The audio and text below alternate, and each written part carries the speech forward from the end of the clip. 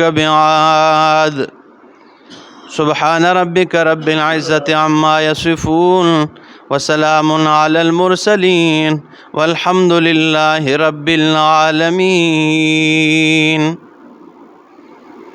انتہائی معزز سامعین، سورہ فجر ابتدائی 6 آیات آپ کے سامنے تلاوت کی پارہ نمبر 30 میں سے۔ اب یہاں سے سورہ فجر، اس صورت کا نام سورہ فجر ہے اور یہ مکی صورت ہے۔ نزول کے اعتبار سے یہ 10 نمبر پر بعد سورۃ اللیل کے نازل ہوئی، اور ترتیب مصحف میں اس کا نمبر جو ہے 89 نمبر پہ بعد سورۃ غاشیہ کے آئی۔ ربط اور تعلق یہ ہے کہ پہلی صورت میں تخویف اور بشارت کا ذکر تھا، تو اس میں ترغیب ہے عاجزی کی طرف، اللہ کی طرف عاجزی کرو۔ اور اس صورت کا دعویٰ تزہید من الدنیا، دنیا سے جو ہے نا، دنیا کی بے رغبتی، اور اس صورت کا حاصل صورت میں تذکیر باوقات الخمسہ کہ بیدار ہو جاؤ لوگو، سستی مت کرو، تمہیں وقت دیا گیا، اور ہر آنے والی گھڑی جب آ جائے تو اس کے بعد، گزرنے کے بعد وہ واپس ہاتھ نہیں آتی، اس لیے بیدار ہو جاؤ اور اپنی نیند سے اٹھ جاؤ، اور اللہ رب العزت کے سامنے عاجز بن کر رہو اور اللہ کو راضی کر لو۔ تو اس کی طرف ترغیب ہے، اس لیے فرمایا بسم اللہ الرحمن الرحیم والفجر ولیال عشر، قسم ہے فجر کے وقت کی، ولیال عشر، اور قسم ہے اللہ فرماتے ہیں ولیال عشر، 10 راتوں کی قسم ہے۔ کس کی؟ فجر کے وقت کی، اور قسم ہے 10 راتوں کی۔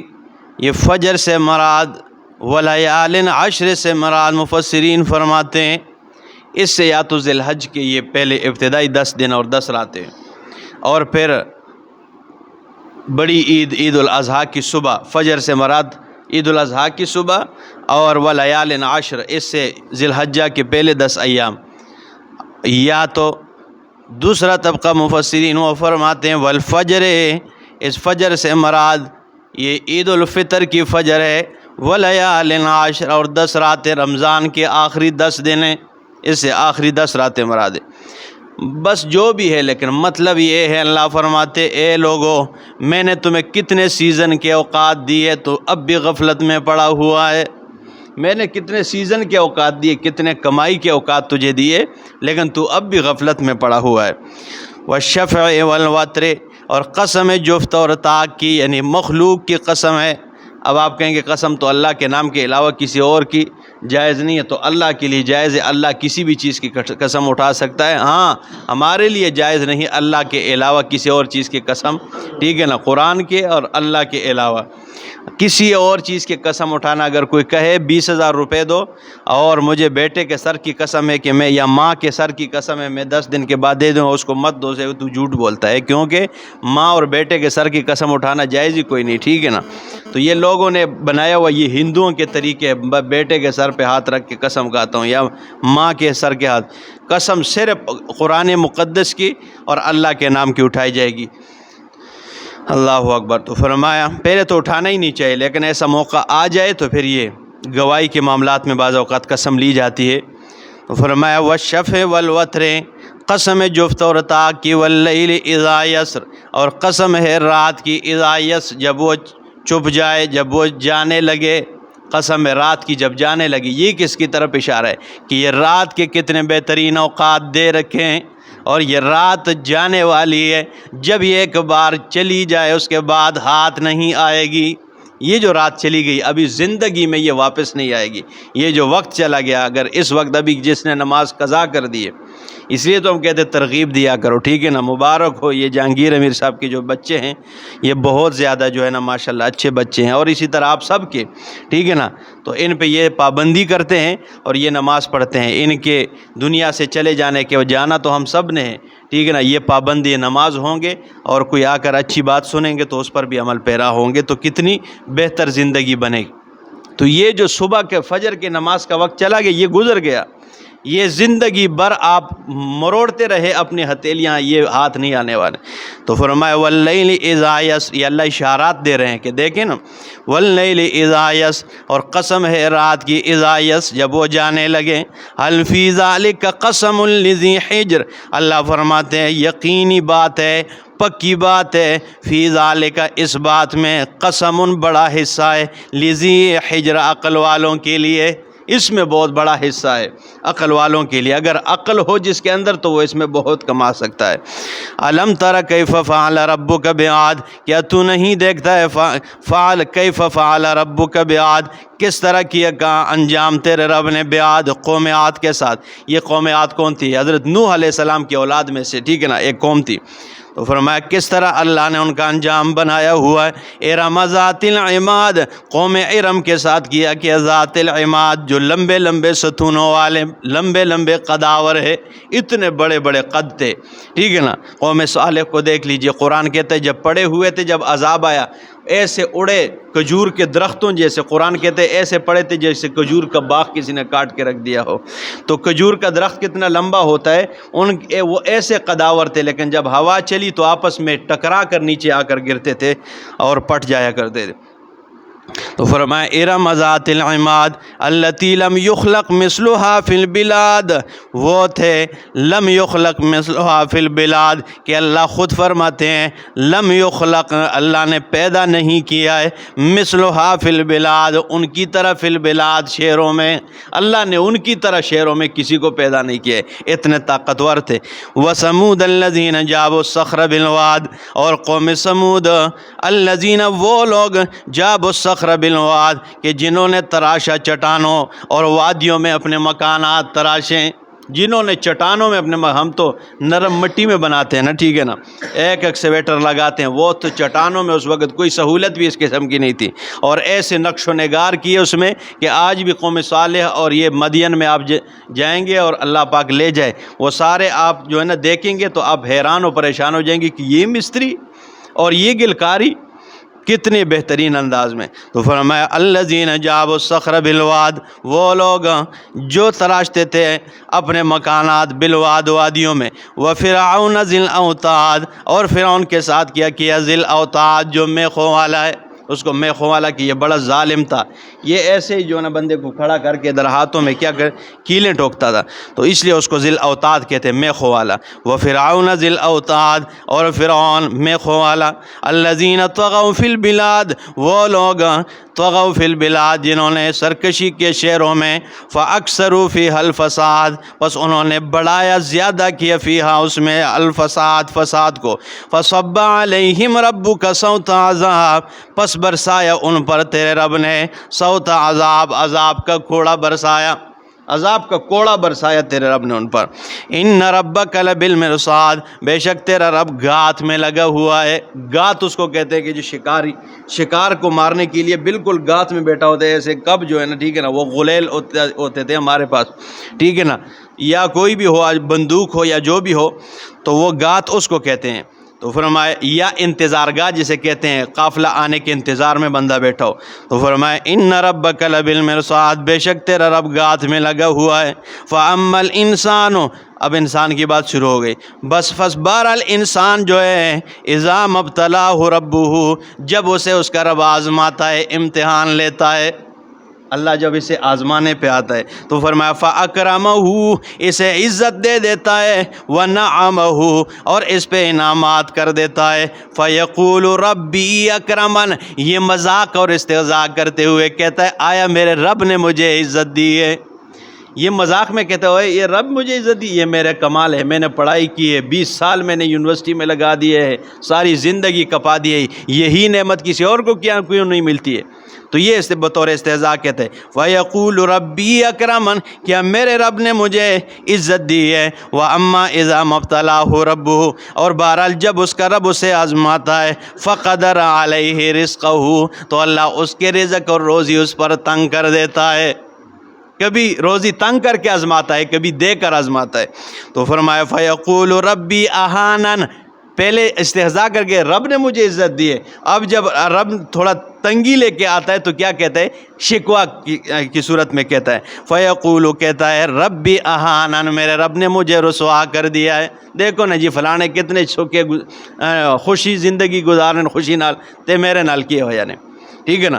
تو یہ گلے شکوے شروع کر دیتا ہے. فیقول ربی اہانن، یہ کہتے ہیں میرے رب نے مجھے ذلیل کر دیا ہے، اللہ رسوا کر دیا ہے. کلا، ہرگز نہیں، بل لا تکرمون الیتیم، اللہ فرماتے اپنے آپ کو دیکھ لو، تم یتیم کو کھانا نہیں کھلا رہے ہو. خود ذرا اپنا بھی تو اندازہ لگاؤ، یتیم تیرے پاس آ جاتا ہے اور وہ بھوکا پیٹ واپس چلا جاتا ہے اور گلے شکوے رب العالمین سے کرتا ہے. اپنے پہ نظریں ڈالو. بل لا تکرمون الیتیم، بلکہ تم عزت نہیں کرتے ہو، تم تعظیم نہیں کرتے ہو یتیم کی، یعنی کھانا نہیں کھلاتے ہو. ولا تحاضون علی طعام المسکین، اور نہیں ابارتے ہو، تم نہیں تیز کرتے ہو لوگوں کو علی طعام المسکین، مسکین کو کھانا کھلانے پر.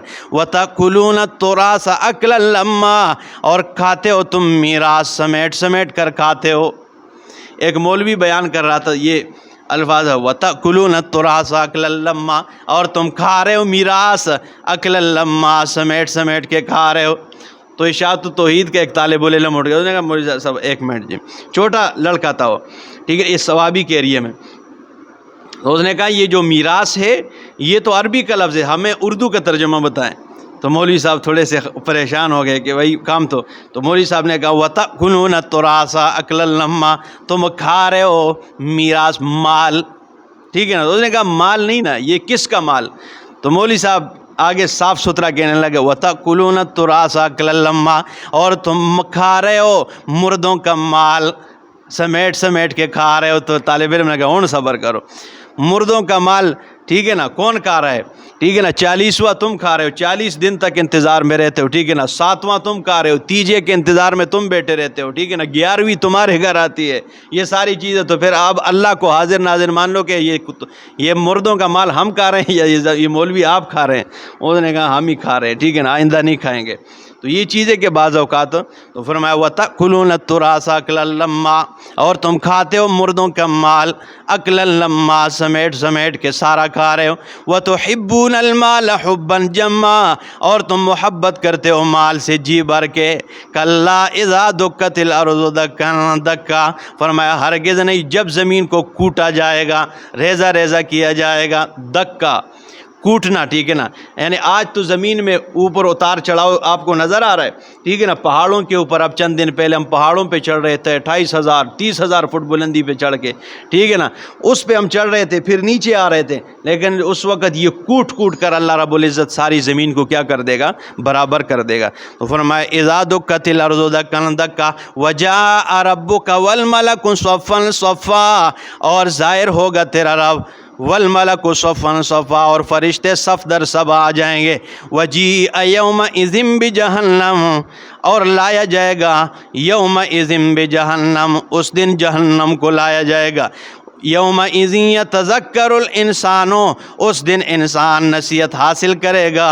وَأَنَّىٰ لَهُ الذِّکریٰ، لیکن کہاں اس کے لیے نصیحت ہوگی؟